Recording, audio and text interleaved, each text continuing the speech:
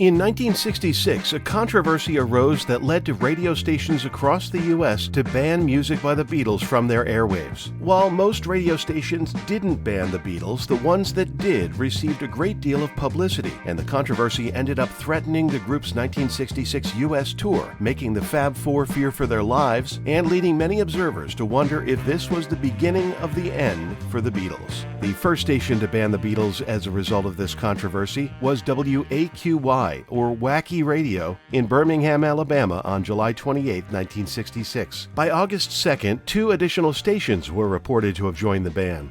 By August 3rd, August 4th, August 5th, August 6th, August 7th, and by August 8th. When all was said and done, at least 140 radio stations banned the Beatles. Let's learn more about WAQY Radio and how they started the ban. In the 1950s, Tommy Charles was a recording artist, a self-described baritone balladeer touring the country. The Chattanooga native settled in Birmingham and became a radio disc jockey, spinning popular instrumentals, light classics, show tunes, old standards, and a minimum of rock and roll. By 1962, Charles had teamed up with another DJ named Doug Layton. Layton served in the Navy and then began spinning records for top 40 radio stations in Alabama cities, including Anniston, Montgomery, and finally Birmingham. Charles and Layton became the morning and evening hosts on WYDE at 8:50 on the AM dial. The pair were a team, calling their program simply The Layton and Charles Show, and liked to joke around. To give you a sense of their humor, there was a local sports writer who invited a guest each week to predict the outcome of college football games, and when asked how Charles did so well picking winners, he quipped, "I just asked my old buddy Doug Layton who would win, and then picked the other way." The pair were described as one of Birmingham's most popular disc jockey teams. In late 1964, the team quit WYDE to launch a new station. Layton and Charles had gone in with 2 other investors to buy the former WEZB at 12:20 a.m. They rechristened it WAQY. WAQY were the call letters for the station, intended to be said as WAQY. The pair had a repertoire of fictional characters participating, including Judd and Clara Harrington, Bumps and Grinds O'Neill, and Walt the Swamp Man. Ooh, sounds hilarious. They sometimes performed skits that were labeled by listeners as abrasive. They described themselves as off-the-cuff cut-ups. Charles and Layton learned of interviews with the Beatles that were published in a U.S. teen magazine called Datebook. The interviews were reprints of ones made several months before in England and published in London's Evening Standard newspaper. In the interview with John Lennon, the 25-year-old guitarist discussed his lifestyle since he moved to the posh suburbs among stockbrokers. He talked about his book collection, his laziness with physical tasks, and how he wanted his swimming pool to have a mirrored bottom. Writer Maureen Cleave mentions that John was reading extensively about religion and quoted him saying, "Christianity will go. It will vanish and shrink. I needn't argue about that. I'm right and I'll be proved right. We are more popular than Jesus now. I don't know which will go first, rock and roll or Christianity. Jesus was all right, but his disciples were thick and ordinary. It's them twisting it that ruins it for me."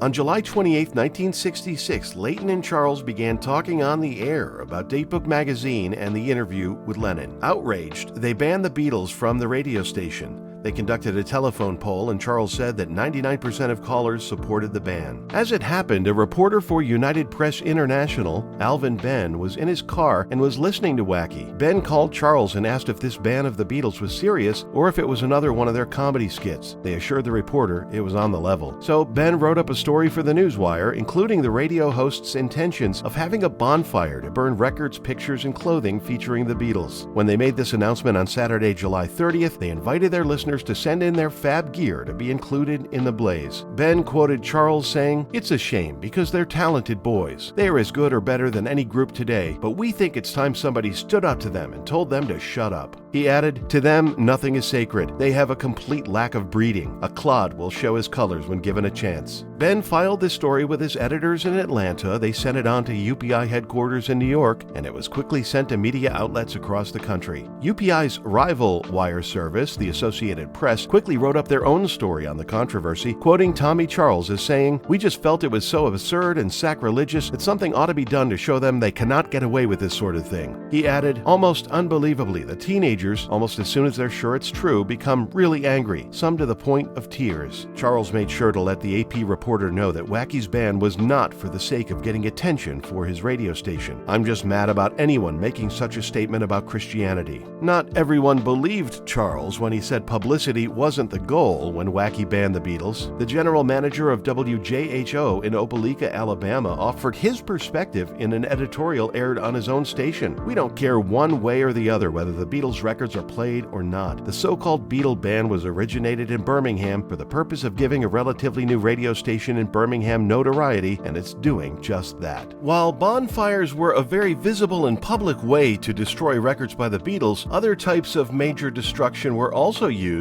to show disapproval of the band. On Saturday, July 30th, 1966, after Birmingham radio station WAQY started the whole Ban the Beatles movement, station co-owners and DJs Tommy Charles and Doug Layton announced that they were collecting Beatles records and memorabilia to burn it in what Charles called a giant Beatle bonfire. But less than a week later, it almost seemed like the pair were tiring of the movement that they started. They said they may reconsider if the Beatles apologize. "We're not out to destroy them," Charles told a reporter. "We just want to answer them." Local newspapers reported that WAQY had canceled their giant Beatle bonfire. According to wire service reports published in Australia and England, hundreds of Beatles records are to be pulverized in a giant municipal tree grinding machine here. After going through the Beatle grinder, borrowed from Birmingham City Council, all that will be left of the records will be fine dust. A box full of this will be presented to the British pop stars when they arrive in Memphis for a concert on August 19th. Disc jockey Jim Cooper of WAQY said on August 7th, "We'll invite the public along and grind the records to dust ceremonially." Cooper and colleagues Tommy Charles and Doug Layton aim to hire the city's tree grinding machine used to chew up branches from pruned trees to do the job. They told a slightly different story to the Birmingham News. Tommy Charles said,